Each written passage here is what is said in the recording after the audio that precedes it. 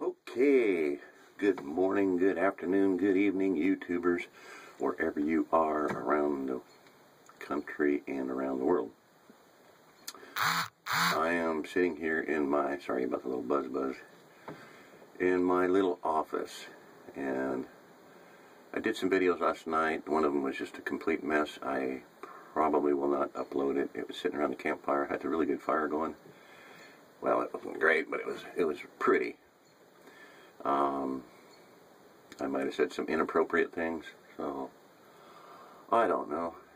Anyway, here we are. Okay, so I'm going to repeat a lot of things probably over and over again. I figure I can start chronicling my situation, my saga. Where do I start? Oh my gosh. I read the book The Mystery of the Shemitah by Jonathan Cahn. I'd already read The Harbinger. I want to do a video on that because in The Harbinger he deals with one and only one date that has to do with Judah and Israel and America. And there are at least 10, probably, maybe dozens, maybe hundreds of dates, but, you know, at least 6, 7, 8, 9, 10. And so I've been homeless for about 3 weeks now. Who'd have thunk it that when I was given this burden to prepare for refugees, the first sight of it was in 1980, 81, a Shemitah year. I was saved in a Shemitah year in 1973. 7 years later, I got my a sight burned into my soul of tents in a pasture. I've said that before, but that was the first touch of the future for me, a hint as to what I was going to be doing in life, my work, ministry, vision. So I began buying sleeping bags and military wool sweaters and boots and skis, and when we moved down here, a man had about 20 children, and when there was a nice snowstorm, and we made a little ski slope up the hill running by their house, and I got every single one of his children up on skis that were there. It was a blast. It's the only last time I've done that. We did have had a couple good storms, but I don't know where all the skis are now. Anyway, cross-country skis, it was fun. Cross-country skis are transportation, you know.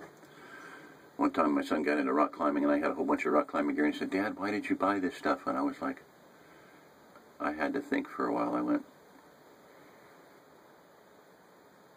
and it finally came out. It took me a while, a few minutes, and I was like, that's a really stupid question. So that was my answer. Meaning that, you know, rock climbing gear is practical. You know, rope, carabiners, and whatnot. You can lift weight with them. You can do a lot of things with that. A gear, rescue, so...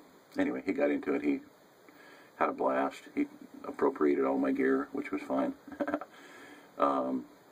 Carabiners. One time, I knew how block and tackle worked, and we'd gone out to help a friend lift a solar water heater system. It was about 250 pounds onto his roof, and there was a big oak branch, and I had 11 carabiners, and I rigged up a block and tackle, and we lifted it up there just fine. I made a rope and pulley system out of the carabiners. You know, typically 3 on the top, 2 on the bottom, but 3 on the top, 3 on the bottom, whatever. But anyway, it increases your lift ratio. 100 pounds pull can give you 1,000 pounds of lift. So, anyway, sorry. Oh, and my $10,000 alpaca sweater. Since Sean Martinez, tuning element, Shemitah'd me. So I expected changes. I did. I really did. I honestly expected changes. I read The Mystery of the Shemitah, and he mentions in the book that mid-Shemitah, which was March 15th, like the Ides of March 13th, as near as I can figure it, that there would be changes in my life. And golly gee whiz, there were. I was just looking this morning at a text to pull it up by accident, but it was March 15th.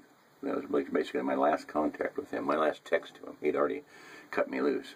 So I'm now completely broke and completely homeless. I've got tents and stuff, but been drifting. I've been in survival mode, so I apologize for not being online. I mean, it was just a struggle just to stay alive, and that's due to lack of sleep and whatnot. Just the stress and the lack of sleep and just the big mess that everything has been in. Sleeping under a cabin, sleeping in vehicles for 3 nights. Like I said last night, if I don't post it, I'll say this now. There's 2 nights I have no clue where I was and what I did. I mean, I was wiped out. I have pushed myself to the limit since well, my whole life. But I worked many jobs in Denver, and I'd work an 8-hour shift and go back and work another one, and sleep 20 minutes in between and go do carpet cleaning or whatever, stay up all night, stay up all day. I got addicted to sleep deprivation. That's why I look like I do. Hey, you in there? Yeah, what's